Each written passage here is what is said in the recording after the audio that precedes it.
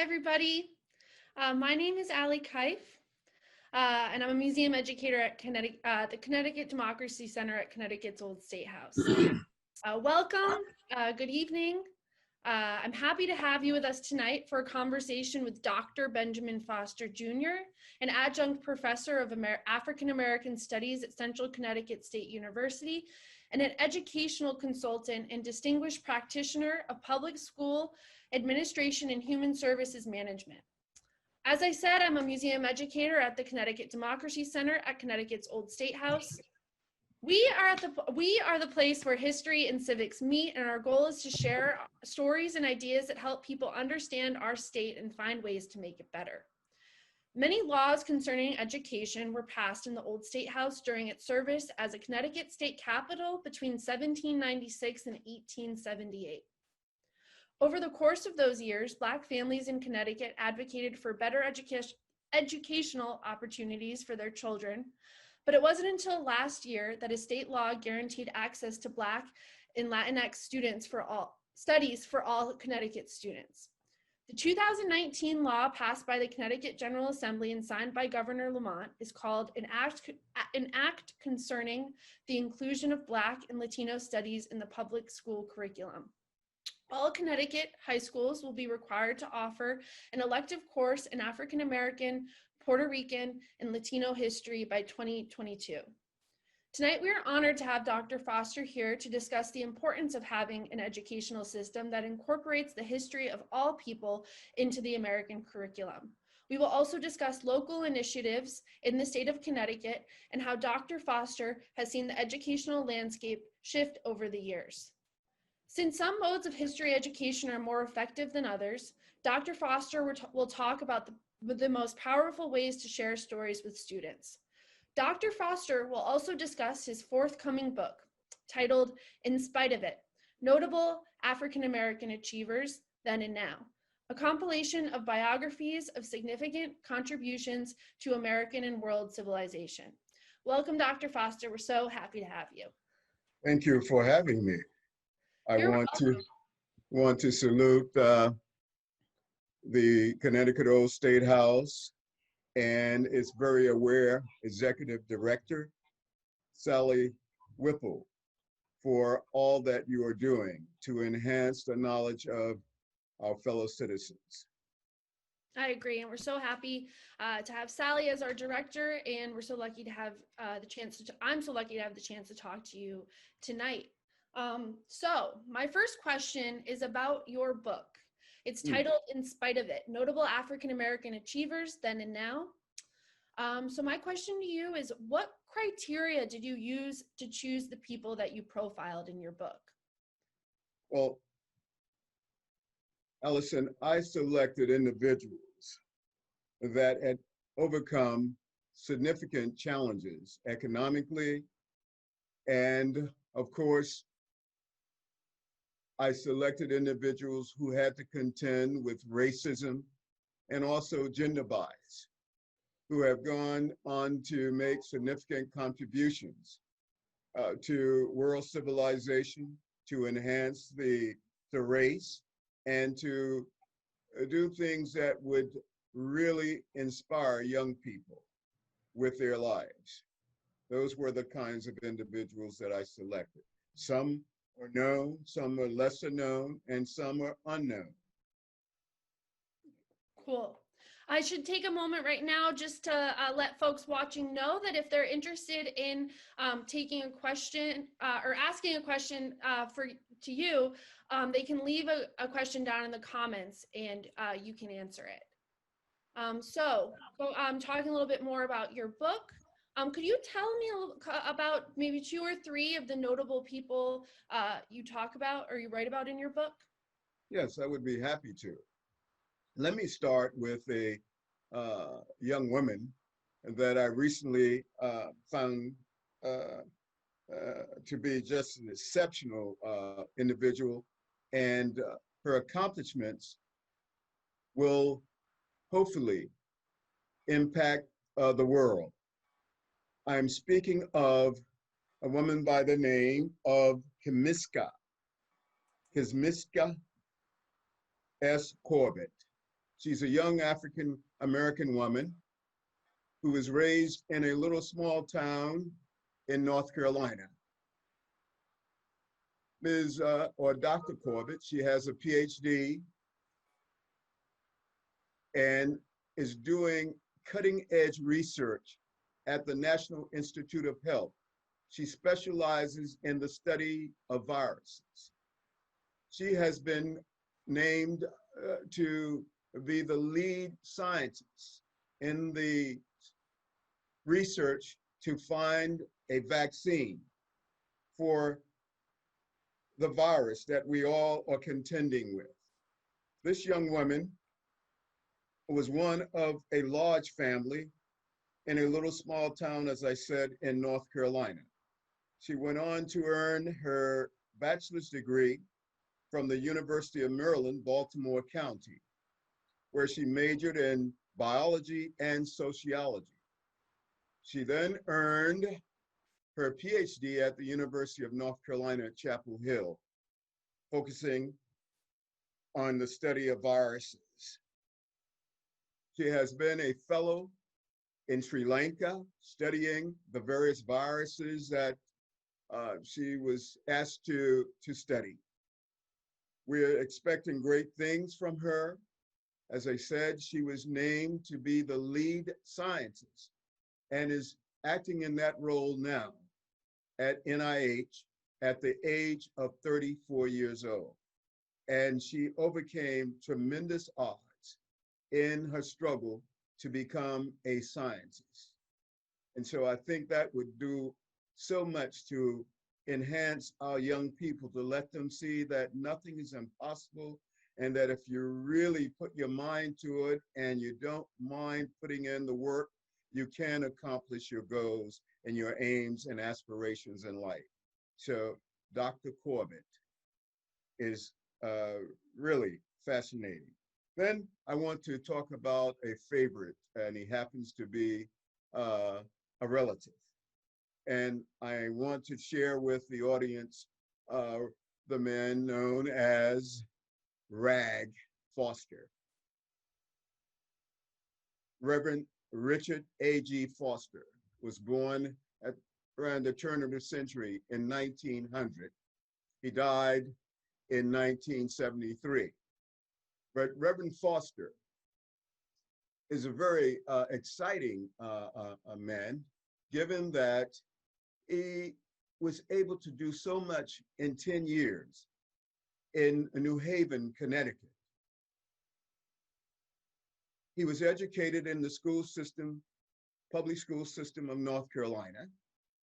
He obtained his bachelor's degree from the Livingstone College, which is the flagship of the African Methodist Episcopal Zion educational system.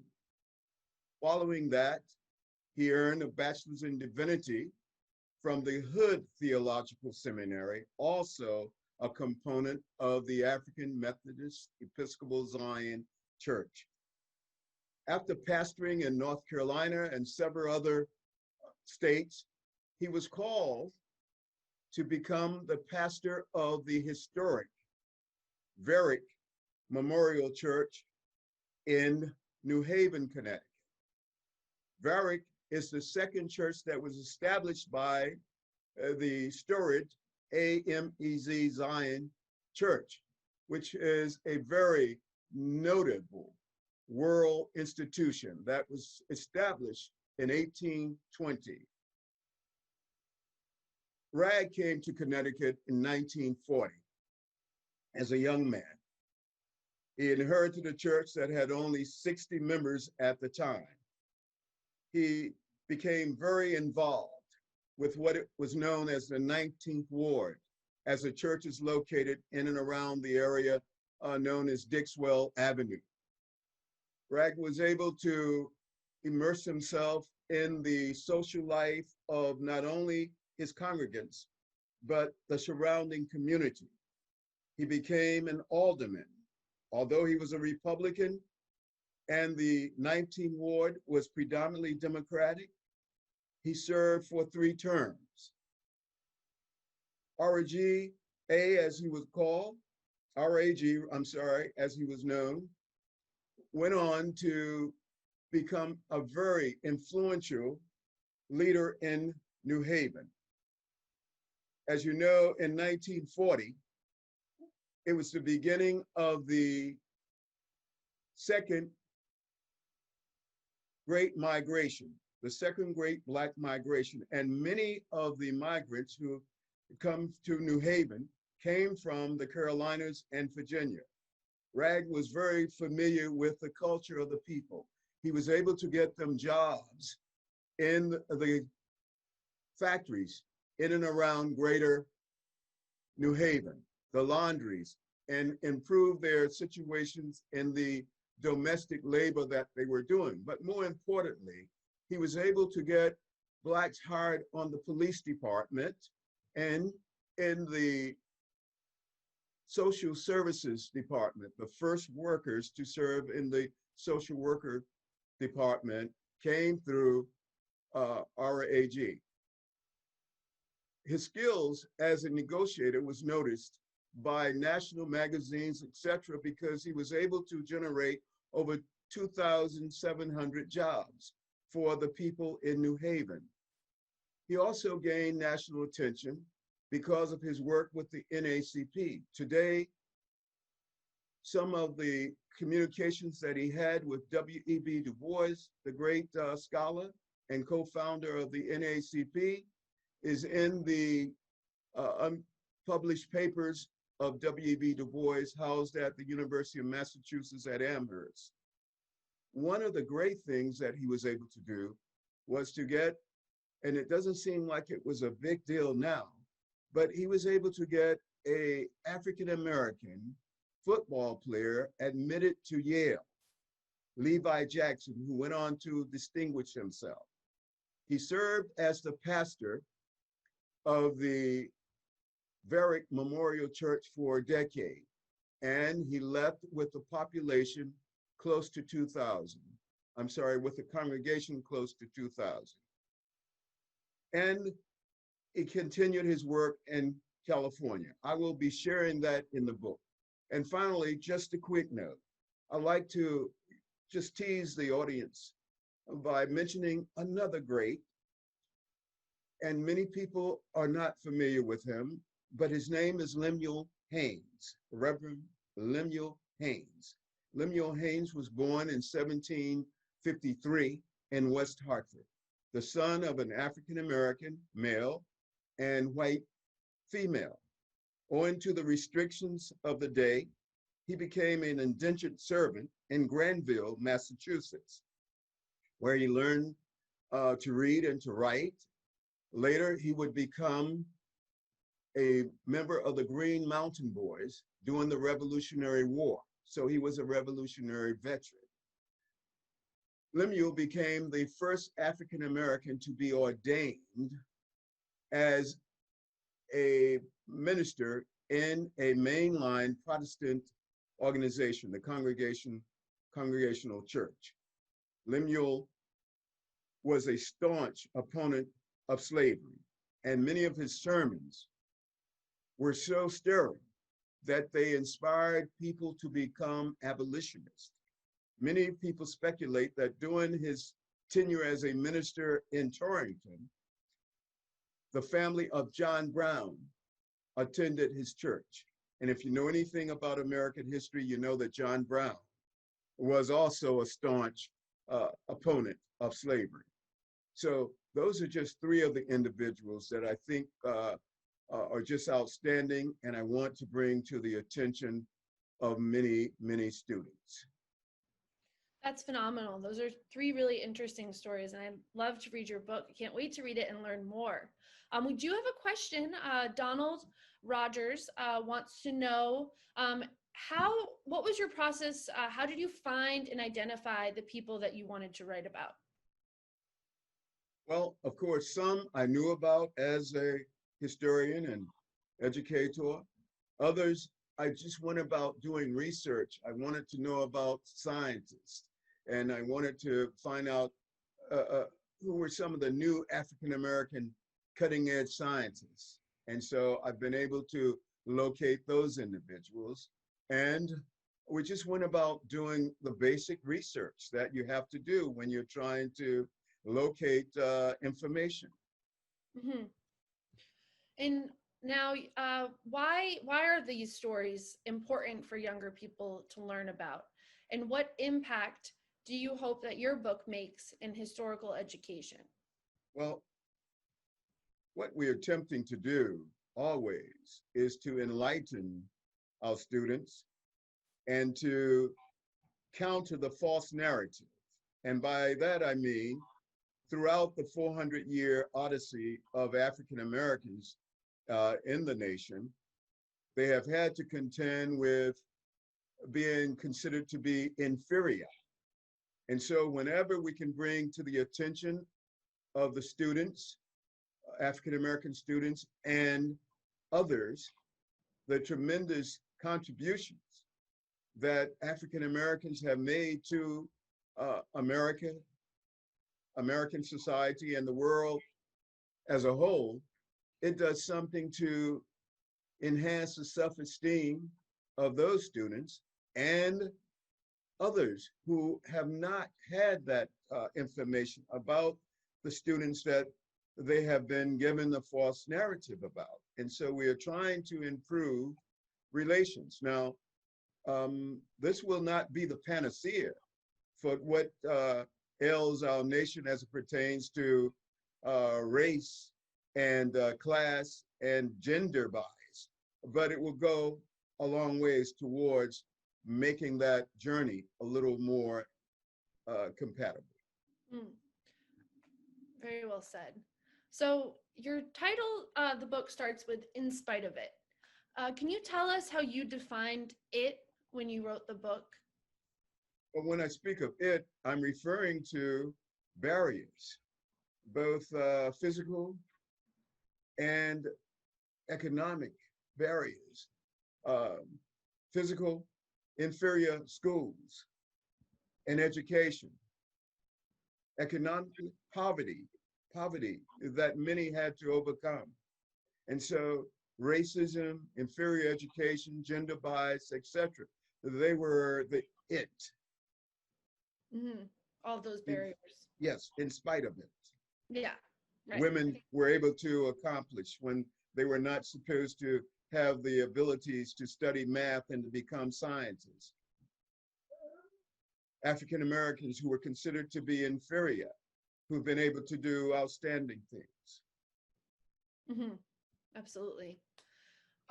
So now, in terms of history education, in the past, today, my question to you is, how did Connecticut, the state of Connecticut, compare to other states in evolving away from whitewashed history education? And what I mean by whitewashed history education is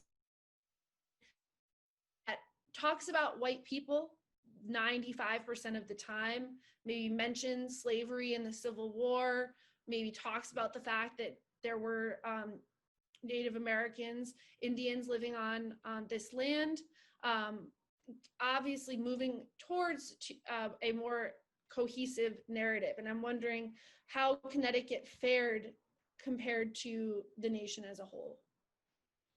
Oh, Connecticut got involved in 2018. We started talking to the then Commissioner of Education.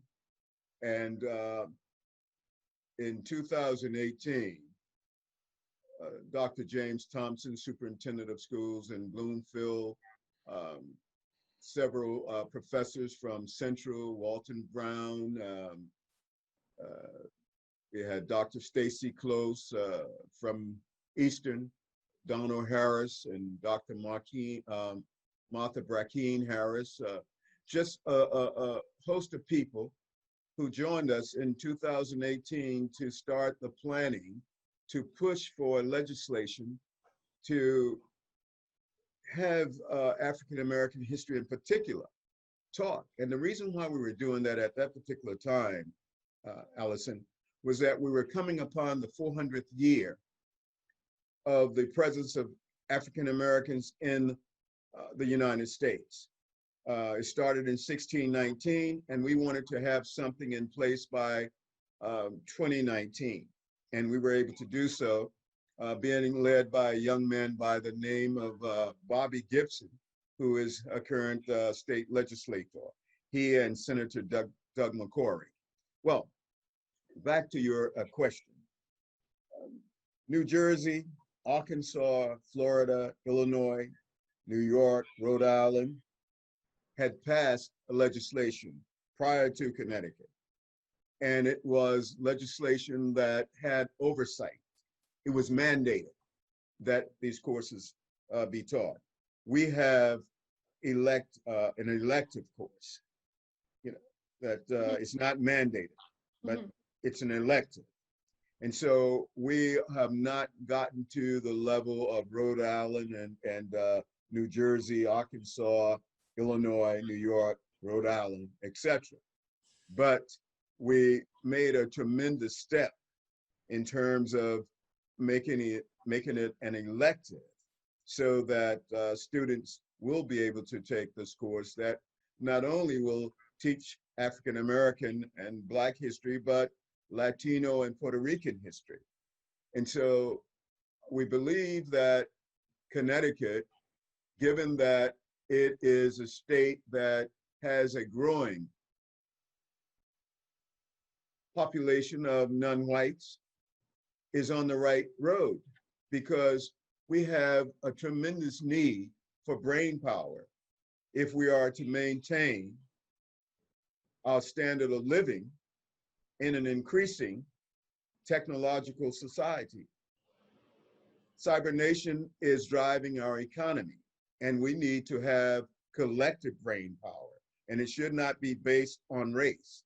As I said, it's not the panacea for the opportunity and achievement gap, but it will enable our students to learn more about themselves in the 21st century, and to hopefully eradicate some of the false narratives that has plagued race relations in our country.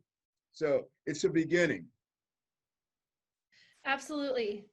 And congratulations on all the work, congratulations on the bill, because I just think it's so awesome. So we do have a couple questions and comments. Sally's really happy that you're telling people about Lemuel Haynes, excuse me. She thinks it's a great story. We've got a question from Mariana Garcia. She wants to know what other biographies would you recommend to better understand these barriers and how they have been overcome? Oh, geez. There's so many. But I would read The Soul of Black Folk by W.E.B. Du Bois. And by the way, Du Bois was born and raised in Great Barrington, Massachusetts, and was the first African-American to earn a PhD from Harvard. So The Soul of Black Folks would be one. And They Came in Chains would be another. Who's that by? I shouldn't have said it. I gotta think. Well, we live in hibernation now, so they can Google it. Yeah. Cool, that's awesome. Thank you for those titles. And Sally Whipple, our director, has a question. She wants to know what you think Connecticut needs to do to reach the level achieved by other states. Well, we have to keep working until we get courses of this ilk mandated, meaning that it will be, they will have an oversight committee to sort of check in periodically to see how the course is going, to have some measurements and evaluation of the courses and how they are being delivered, etc. So that's very important. So have to have it mandated as opposed to being an elective course. Yeah, right. That makes sense. Now, and I should mention that this is, at this point, it's a high school elective, correct? Yes, that's correct. Are there any other initiatives around elementary education or middle school education at this point? Not at this point. But that would be a good step in the right direction too, probably, right? I'm sure. Yeah, The earlier, the better. you're right. So I have a little bit of an introspective question for you now. When you think back to your own youth, do you remember feeling that history needed to be taught differently? And how did your own thoughts evolve? Yes. Well, you must understand that I came from the South. That's why I enjoy having the opportunity to include my cousin, Reverend R.A.G. Foster, in the book. I'm a native of North Carolina and attended the segregated schools there for my elementary education. And during that time, I was introduced to what was known then as Negro History Week. It's now African American History Month.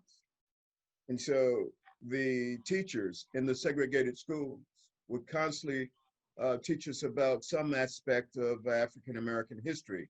And they were at the time working to enhance our self-esteem and telling us about individuals who were achievers.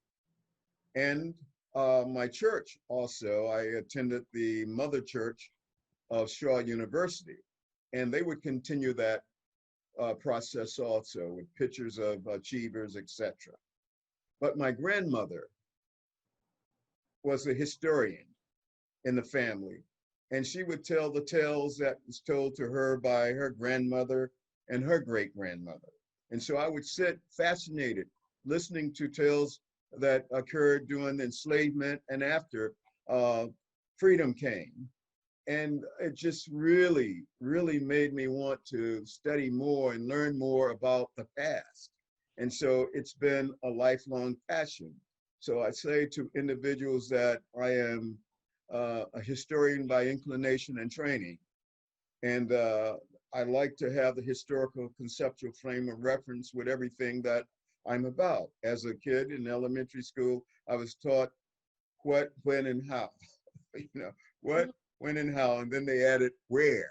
So I want to know all of those questions, And so I think that's the piece that got me into it. And certainly in my undergraduate and graduate and postgraduate studies, I delve more into history, not only of the African American experience, but I wanted to know more about all people. So I studied European history, Asian history, Latino history, etc., because I wanted to know.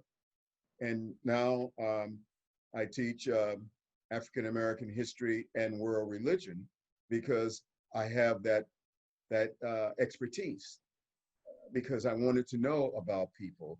Part of my doctoral dissertation and my studies focused on multicultural education. So that's how I got to be so involved in this.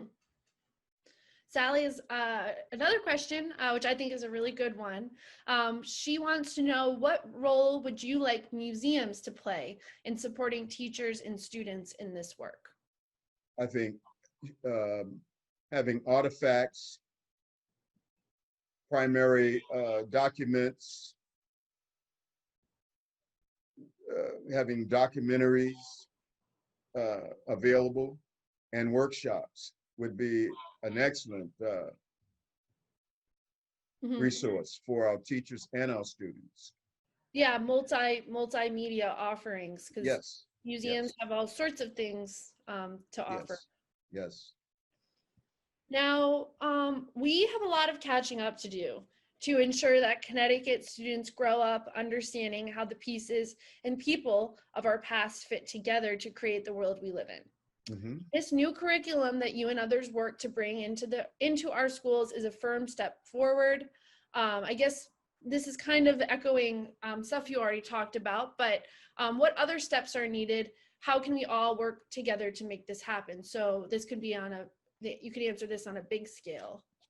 Well, we have a blueprint and a draft that will have to be reviewed before a final version is submitted to the board. So that's for both components, the African American and the Latino component. They are both at the same phase where they have completed a draft. They have to be reviewed, and then a final version will be produced before being submitted to the State Board of Education. How did you get involved in this initiative? And I mean, I know your passions and what you're interested in, but how did you get involved in this project and initiative? Well, as I said, we started it back in 2018. I have been working on this for many years, believing that we ought to have African American history taught in our schools, primarily because we are the second pioneer group in America. 1619, we came before the Mayflower and have done so much to make America what it is today, based on 246 years of free labor. And so when I think about that and the fact that we are not included in the history books, it just made me very vigilant in terms of making sure that at every opportunity I got, I would do something to let our students know that the African American had been a major player in every aspect of American life, although we are not included in American history books. You see, African American history is American history. And given that we're not in the history books, we've had to do things like African American History Month and to do all kinds of activities so that our contribution is known and to destroy the false narratives. So that's what I have been attempting to do, both as a professional and as my advocation. So in 2018, we started this in terms of making it into a movement that would lead to the legislation. However, during my stint as chairman of the state NAACP's education committee, which was almost a decade, we constantly had programming where we would talk about African American history, invite speakers, and do all kinds of things to make sure that our population, especially our youth, knew about the tremendous achievers and the collective history of African Americans. It has been both tragic and triumphant, and we wanted to tell that story. And finally, as the social studies coordinator of one of the school districts, I had the opportunity to develop an African American curriculum. And so I knew that it would be good for students, would just be good for students. I did both the Latin American curriculum and the African American Studies curriculum, and I saw that it did indeed help not only the African Americans and the Latino students, but the other students to know more about their fellow classmates and what they had done to enhance world civilization. So it's just a win-win when it's taught right and we have enthusiasm on the part of teachers and administrators. And if that enthusiasm is passed down to students, we have an opportunity to do some things to, as I said earlier, eradicate false narratives and enable our students to step in the 21st century and do some tremendous things with collective brain power that we have in this nation. So that's great. So what are some of the myths in the current historical narrative what are some of the greatest myths in the current historical narrative we teach in schools, and why is it so hard to break away from them?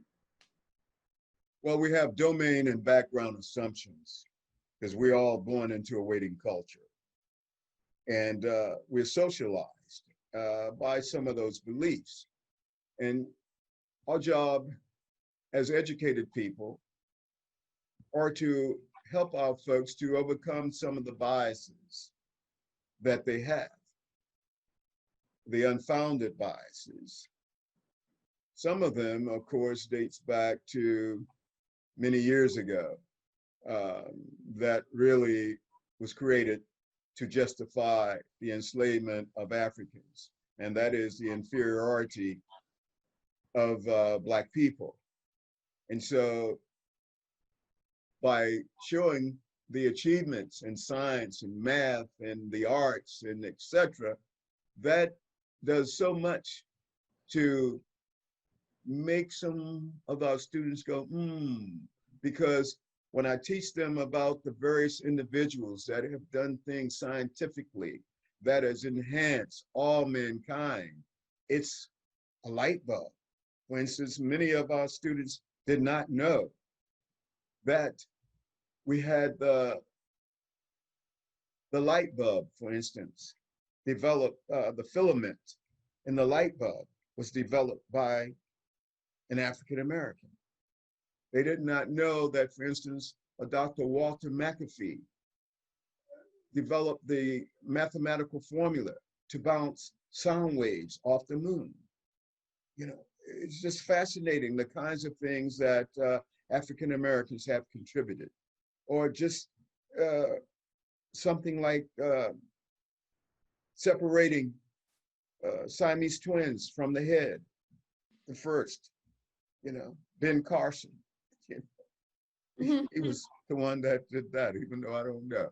It's, but when you think about that, and so many major inventions and things that were done that has benefited mankind, you know, it's just amazing. The co-inventor of the IBM PC, Dr. Mark Dean. Yeah, so those kinds of things. And when I conducted workshops with teachers, and I give them what I call the Foster Black Intelligence Test, you know, it's just mind-blowing because so many of them did not know about these things, and they are teaching our young people. And so it's a great thing to try and do. Now, I don't want to put you on the spot, but what is the test, the Foster test? Black Intelligence Test? Yeah. Well, I tell you why I developed that. I developed that because back in the 70s, there was something called the IQ difference, and Blacks were considered to have a 15% IQ quotient difference. And so it was looked upon as a deficit model analysis with IQ. And so I have been thinking about it for many years, and I said it's all predicated on culture and exposure. And so most people that I give this to, they flunk it, you know? So if you looked at it that way, you would say they all have a deficit model analysis. I mean, they are not, you know, capable of teaching and doing things or just being there because they don't know this information. Well, it's not because they have deficiencies and not because it's genetic, it's because they haven't been exposed to the information. And that's what was happening in the 60s and 70s when Black youth and students were being said to have mental deficiencies because they didn't have certain information and wasn't exposed to certain information because of cultural differences. See? Yeah. So here's a question for you. So you know, a lot of teachers today, not because of anything they didn't receive a really solid an African American history education or a Latinx history education. Now, is there a challenge in throwing, you know, finding someone in each high school to teach this elective? I mean, are there schools that maybe the teachers aren't prepared? Well, part of what the organization known as CERC, who's constantly developing, currently developing the curriculum, will do is to work with other institutions around the state to develop professional development activities and learning experiences for teachers. And of course, um, many of these courses are already taught in our schools and in our universities.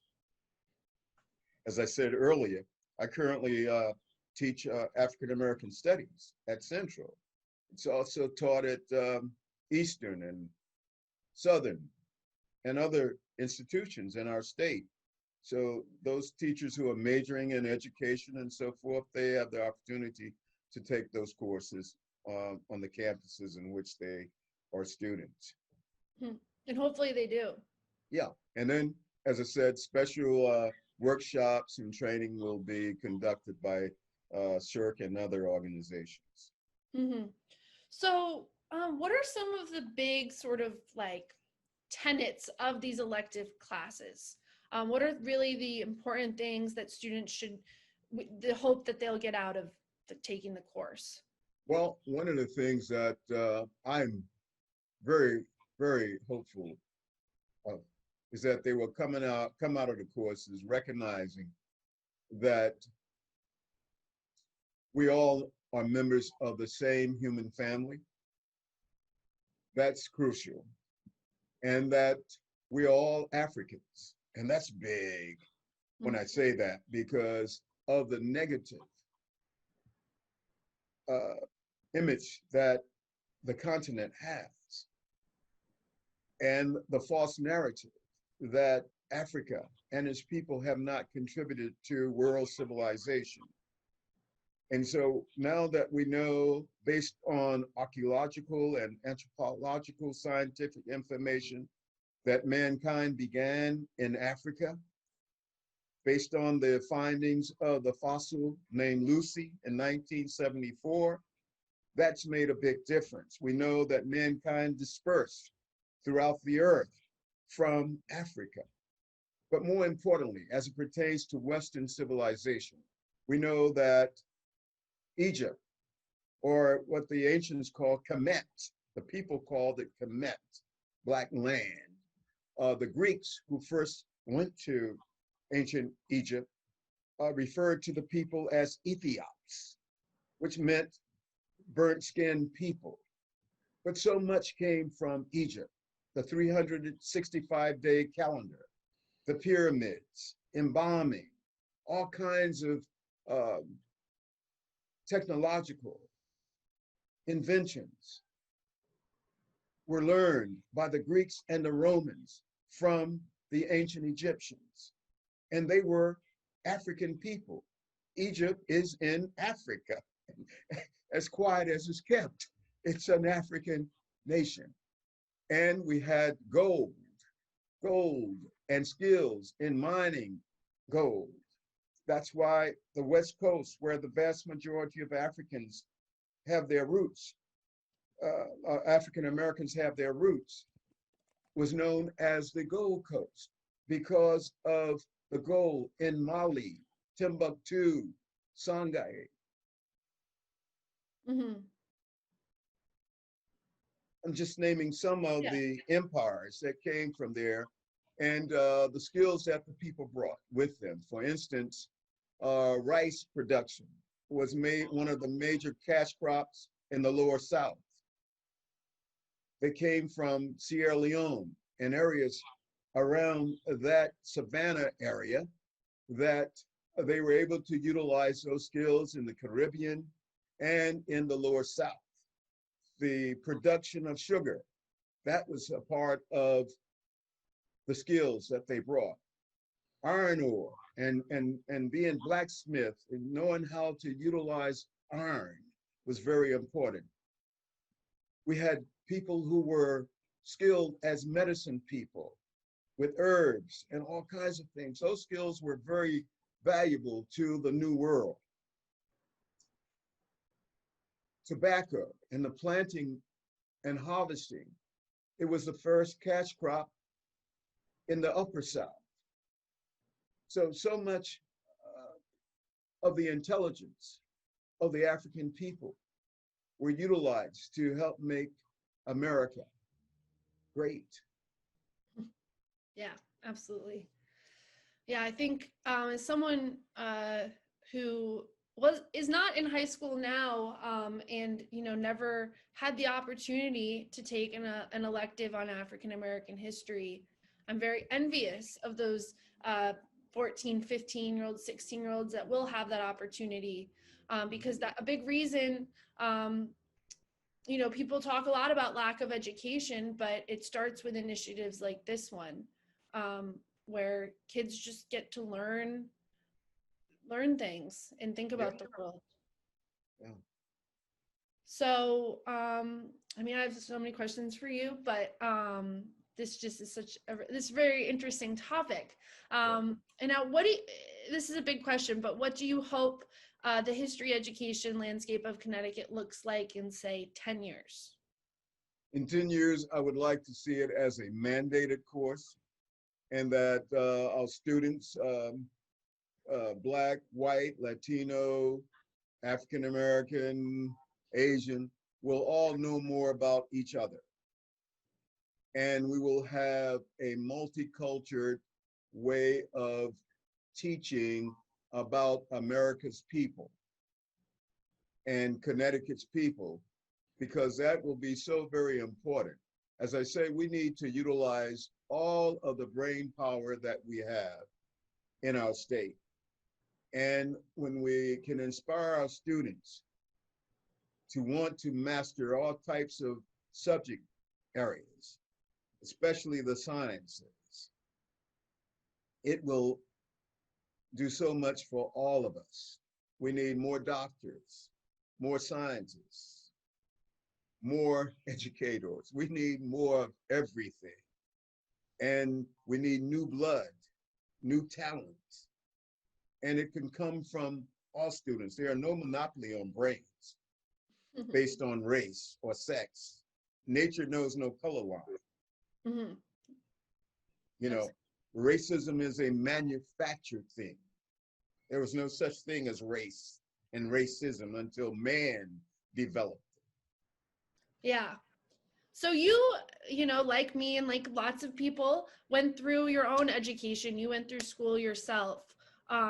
Did you have a specific light bulb moment or multiple light bulb moments where you realized something that you believed wasn't true? Yeah, so many things. So many things that I didn't believe was true. I never believed that George Washington never told a lie. When he chopped down, what was it, the cherry tree? Yeah. So, all kinds of like myths like that, I never fully subscribed to it, but that's what we were taught. And I never believed that Humpty Dumpty, fell off the wall and never could be put back together again. Hey, listen, just having a little fun, but I get what you're saying. And there were so many things as it pertains to history that made you go, oh, I don't know about that. When I think about certain things as a younger man, I would wonder about the Trail of Tears, because I have Indian ancestry out of the South, and we know that some of them were on the rolls of the folks who were forced to go to Oklahoma. And so when you were taught about that, and you've heard people in your family tell you something different, and you read about it in a different way, you go, oh, wait a minute, that's not the way it was, And so those kinds of things have to be corrected, and it's not to diminish the role of others, but to make sure the truth is told so that we all can be made whole, because we all have contributed to the nation. And as I said, it has been both tragic and triumphant on the part of all of us who call ourselves Americans. Mm-hmm. And if we're going to enable the nation to reach its greatest zenith, we all must be involved. Absolutely. So I'm going to ask one more question because we're nearing 8 o'clock. Now, do you have any teachers who are a help to you or a barrier to you? Are there any teachers that were a help or barrier to you? I've had many teachers of all races who have been of help to me, encouraged me. Whites, Asians, African Americans, Latinos. I've had all kinds of teachers, given all of the institutions and schools that I have attended in my life. And there have been quite a few. So, yes, I've had. And I've had a few who have been stumbling blocks to what I wanted to do with my education, and sought to hamper me. So yes and no. Any final thoughts that you'd like to share or talk a little bit more about your book? Well, I think as I mentioned initially, when I think about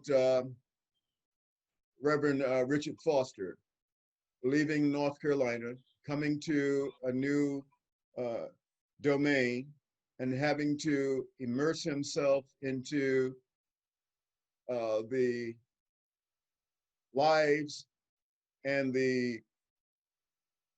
just the overall activities of New Haven, with the big Yale University in the midst, and the migrants coming from the South without lots of skills, and finding himself here and having to do so much to try and improve that situation. I think that is the inspiration for so many young people. And his story and the others that I will have in the book is the kind of just motivation that I think our students need to know, and to have that as a model for their lives. That's my story, and that's the best I can do at 8 p.m. in the evening. Thank you so much, Dr. Foster. I'm just going to take a minute now to let folks know about a couple upcoming events at the Old State House. We are still doing the farmers market through October on the west side bricks from 10 to 2 p.m. on Tuesdays and Fridays. Come get your fresh local produce. There's even dog treats, and sometimes we have kettle corn and apple pie, different pies, so lots of stuff at the farmers market. And we have a concert every Friday on the East Bricks. This Friday, it's the Lost Tribe. So tomorrow at 12 p.m., the Lost Tribe will be playing at the Old State House, and you can watch it on our Facebook page as well. And two other upcoming events I want to mention. On August 13th, I will be sitting down with another really smart, interesting individual, Susan Campbell, to talk about Isabella Beecher Hooker and what she would have been like, or how she would have fared in the year 2020. That would be a really interesting conversation about Isabella Beecher Hooker in technology. That's at 7 p.m. on August 13th on our Facebook page. And then on August 27th at 3 o'clock, Mariana Garcia, our museum educator at the Old State House, will be sitting down with Dr. Dominic Debrincat from the Missouri State University to talk about the history. It's called In the Case of Sickness, and it's about legislative actions that were taken in Connecticut around health and wellness throughout history, and relating it to what's happening in the world today. So again, that's the landmark legislation event at 3 p.m. on August 27th.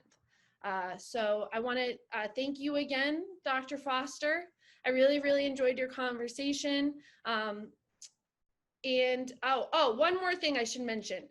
We've got our conversation at noon on August 20th. I believe that is with Karen Cook, and it is about President Abraham Lincoln. So all this information is on our calendar, on our website, and on our Facebook page. So just keep connected, and you'll be sure to hear about all our events. So again, thank you so much, Dr. Foster, and You're welcome. hope that we can invite you to come to the Old State House in person soon enough. All right. Stay well. You too. Thank you. Bye-bye. Bye.